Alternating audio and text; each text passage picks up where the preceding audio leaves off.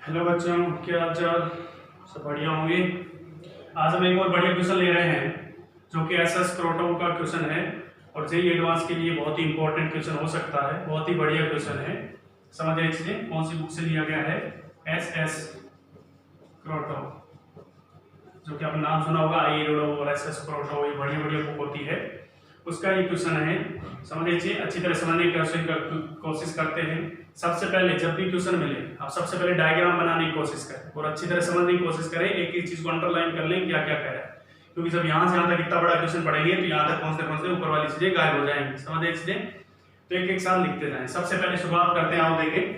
A small ball with zero velocity, small ball मतलब जिसका radius negligible हो, with zero velocity यानी initial velocity zero है, fall किया गया है यानी initial velocity zero. From a height h equal to r by 8, यानी r रेडियस है उस किसी चीज का, h equal to r by 8, मान लो हाइट r बाई 8 है। Near the vertical axis of symmetry, यानी कोई वर्टिकल एक्सिस है उसके जस्ट पास से गिरा गया। On a concave spherical surface, spherical surface है उसका रेडियस r है और r बाई 8 हाइट से इसको गिराया गया है। Of radius r, assume collision is elastic, यानी एनर्जी का कोई लॉस नहीं मानना है। Prove that after the first impact ball gets into the lowest point of the spherical surface, जैसे ही फर्स्ट कोलिजन करेगी उसके बाद एकदम लोवेस्ट पॉइंट पे जाके गिरनी चाहिए, यह हमें प्रूफ करना है। समझ आई चीजें? तो मैं इसको मिटा दे रहा हूं और सोल्व करते हैं इसको। क्वेश्चन आपको समझ आया होगा।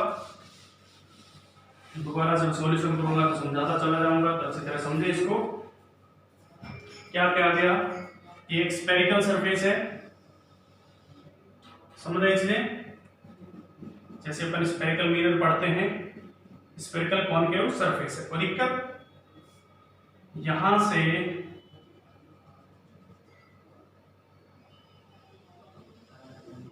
ये इसका रेडियस मान लेते हैं r और ये यहां पे इसका सेंटर है। कोई दिक्कत? ये इसका रेडियस क्या है?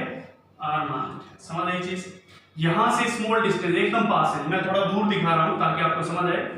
ये सेपरेशन बहुत ही स्मॉल है लेकिन मैं थोड़ा दूर दिखा रहा हूं।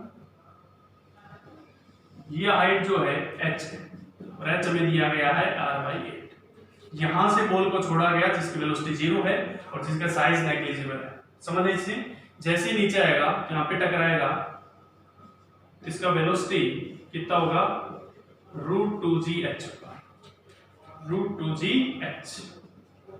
समझ लीजिए एनर्जी कंजर्वेशन से, तो v इक्वल टू √2gh की जगह कितना रखेंगे? r बाई 8, तो v इज इक्वल टू आएगा √gr by 4, then velocity is coming out √gr by 2। समझ आई चीजें? वेलोसिटी यहाँ पे कितनी आएगी?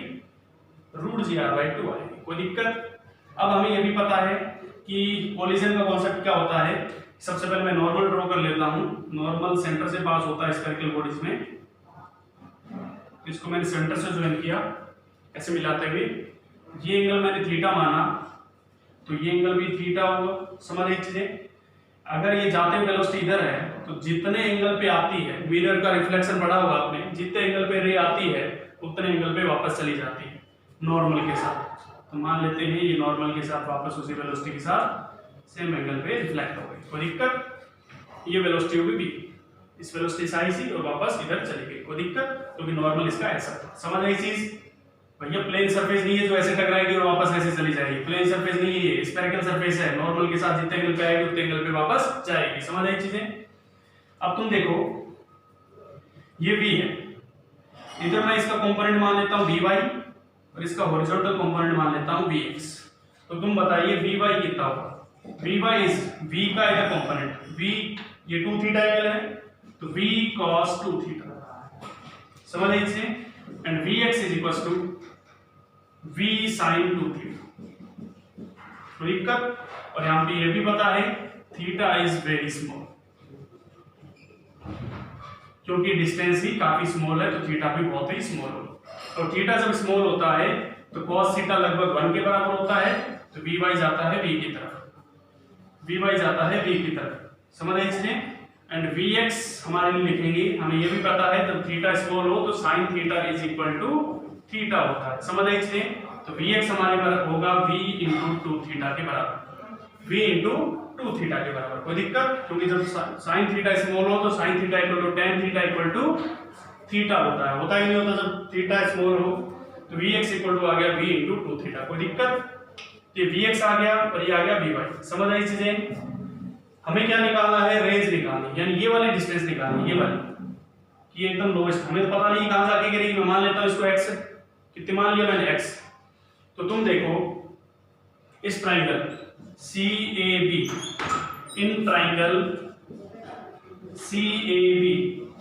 CAB में ट्राइंगल में देखिए tan theta is equals to tan theta equal to this upon this.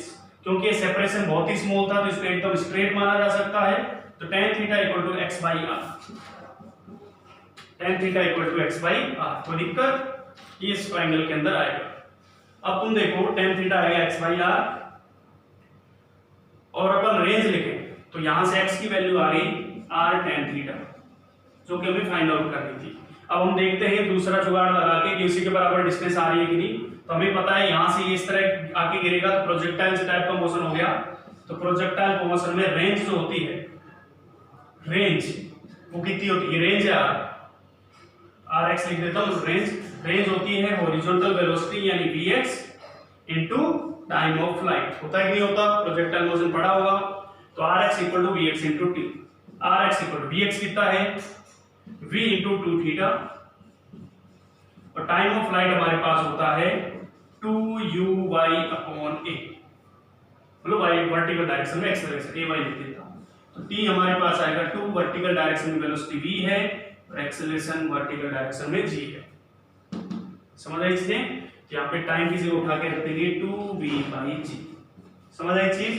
तो rx हमारे पास आ गया 4v²/g into theta, 4v²/g into theta. कोई दिक्कत? और थीटा को मैंने क्या माना था? स्मॉल माना था। तो थीटा की जगह उठा के मैं tan थीटा रख दूंगा। तो rx equal to 4/g, theta की जगह रख दिया मैंने tan थीटा, और v² की जगह उठा के रख दी मैंने ये वैल्यू। यहाँ पे v² बन रहा है तो v² की जगह रखा मैंने gr/4। 4 से 4 गया, g से g गया, तो rx हमारे पास आ गया r tan थीटा।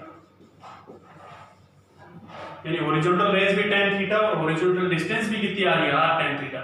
इसका मतलब रेंज और डिस्टेंस अगर बराबर है, इसका मतलब ये यहीं आके गिरेगी। समझ आई चीजें?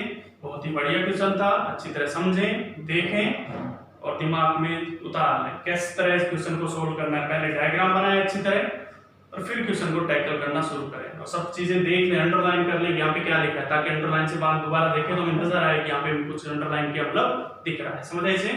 उतार। धन्यवाद।